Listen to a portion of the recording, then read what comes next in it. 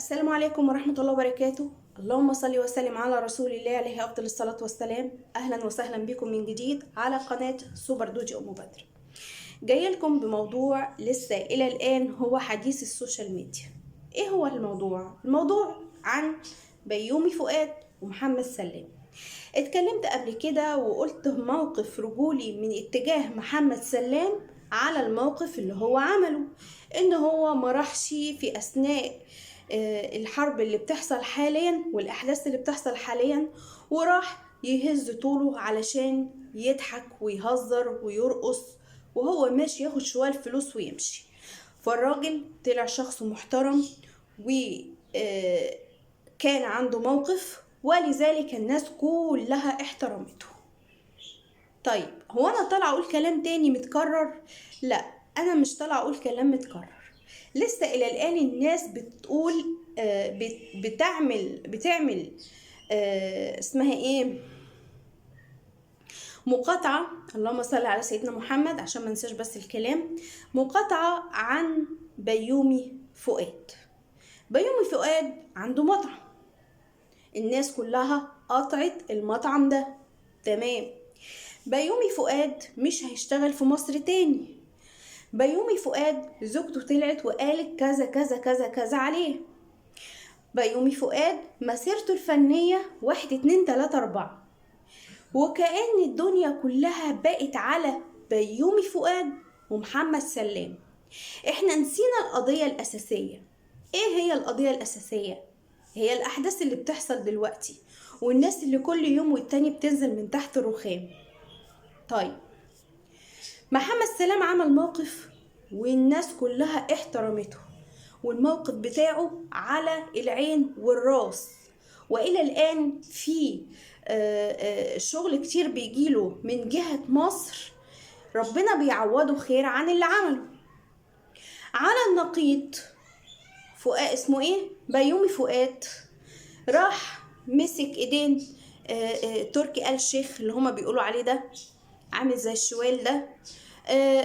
الناس كلها اتخلت عني، ارجوك خلينا اشتغل عندكم وانا هبقى معاكم وهبقى توعكم ومش عارفه ايه، عشان المصريين مش عايزيني. طب وانت عملت ايه طيب عشان المصريين مش عايزينك؟ ده انت غلبان ما عملتش حاجه يا عيني. مش ده الموضوع. الموضوع ان هو في النهايه ما انتوش عايزيني في مصر، هشتغل في السعوديه وهاخد فلوس وهقبض وهقعد واعيش واتهنى واتفسح واعيش حياتي. ده بيومي فؤاد وده اخره. ومحمد سلام خلاص عمل موقف موقف بطولي، وفي النهاية برضه هيشتغل في مصر وربنا هيرزقه ويعوضه، وبرضه هيشتغل ويقبض فلوس وخلصت. طيب ايه هي القضية الأساسية؟ ايه الكلام اللي انا طالعه اقوله؟ انتوا نسيتوا اللي بيحصل في الأحداث الفلسطينية. كل السوشيال ميديا مالي بيومي فؤاد محمد سلام، بيومي فؤاد ومحمد سلام، وقفشات مقاطعة مسلسلات وأفلام بيومي فؤاد، ويحطوا صوره على الإيموشن بشكل بقى حمار، شكل جاموسة، شكل مقاطعة أرخص مش عارف إيه، ونسيتوا القضية الأساسية اللي الناس كلها طلعت تتكلم عنها. انتوا فين بقى في كل الكلام ده؟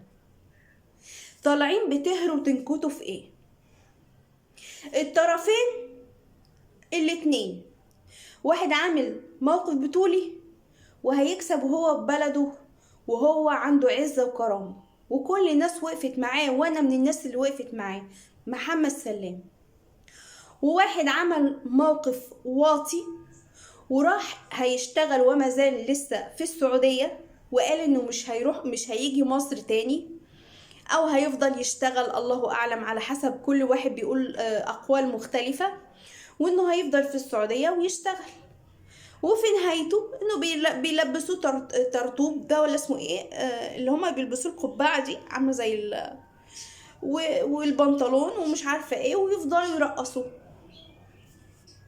عشان هما يضحكوا، وهما بيضحكوا كده كرشهم كده يدلدل. طيب الناس اللي بتطلع في اخر فيديو انا عملته عن بيومي فؤاد، وخصوصا الناس اللي هي من السعودية، يعني عايزة اقول لكم قد ايه برغم قلة المشاهدات الفيديو لا يتعدى 1000 مشاهدة، ولكنه ولله الحمد سمع لناس في السعودية لدرجة ان هم دخلوا يشتموني. تخيلوا يا متابعين الكرام، لدرجة ان هم دخلوا يشتموني. واحد منهم بيقول انت جاموسة وكمل التعليق بتاعه. وطبعا انت لما تيجي تشتمني بالرغم ان انا ما قلتش كلمة اعيب فيها للسعودية ولا اعيب في ناس السعودية، ومع ذلك دخلت تشتمني وتقولي انتوا عندكوا شارع الهرم بيسهروا لحد الليل ولا لحد النهار، بيسهروا طول الليل. هل انت كشخص عاقل بتشبه الموقف ده بتاع الفنانين ده بالملهى الليلي اللي في شارع الهرم؟ هل انت كشخص عاقل بتفكر ان انتوا عندكم شارع الهرم، طب ما احنا عندنا جوامع يروح امك؟ هو انت فاكر لما تدخل تشتمني انا مش هعرف ارد عليك؟ انا مش عويله. ولا انت بتيجي بترمي خيرك على المصريين فعشان كده هما لازم يطاطوا لامك؟ المهم اللي هيشتمني من جهة السعوديين، فانتوا عارفين ان المرأة المصرية عندها عزة وكرامة، واي حد من اي حد فاكر ان هو بيشترينا، لا، احنا نشتري 10,000 منكم. لان الراجل فيكم اللي فاكر نفسه انه ممكن يشتري اي حد ما بيشتريش العزة والكرامة. زي واحد الاخير اللي انا ما ردتش عليه في التعليقات الاخيرة، بيقول ايه؟ سود الله وجهك يا تركي آل شيخ، خليك كل من هب ودب يتكلم علينا.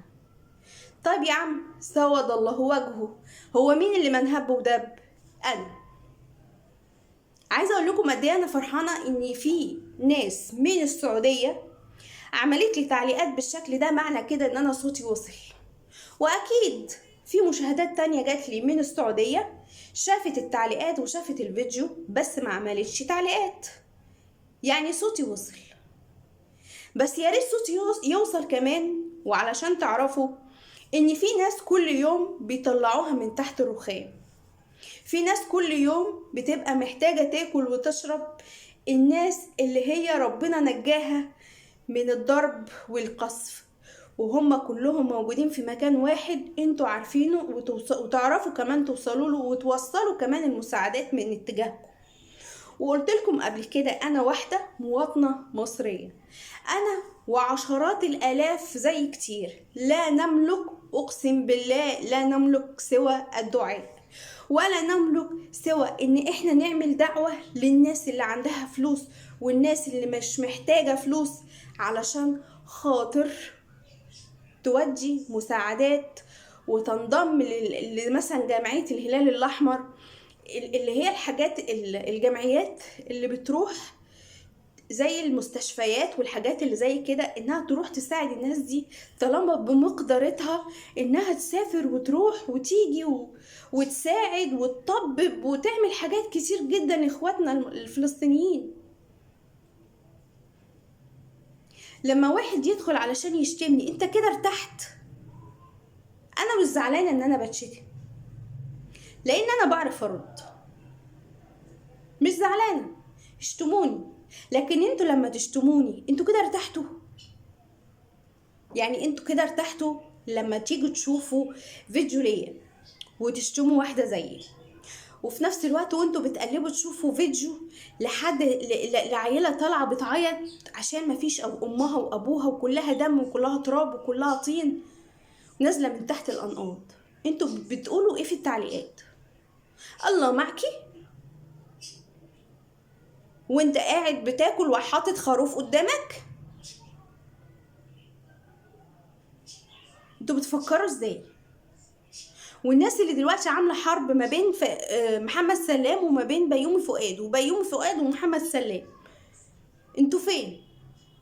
هو خلاص ولا انا بفكر ازاي؟ يعني حد يقول لي انا دماغي بقت كده. ما بقاش دلوقتي في على السوشيال ميديا غير محمد سلام بيومي فؤاد، وجايبين يعني المسيرة الفنية لبيومي فؤاد من اول ما ابتدى الى الان.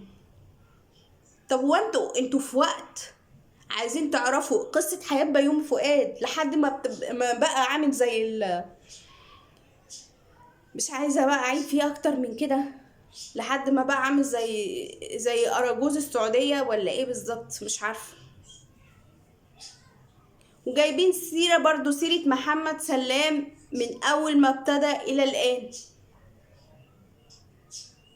وانا قلت لكم لحد دلوقتي بقول لكم انا مع موقف محمد سلام، لكن مش مع الاستمرارية في الموضوع. اكيد الموضوع فيه حاجة غلط، ولا انتوا شايفين ايه؟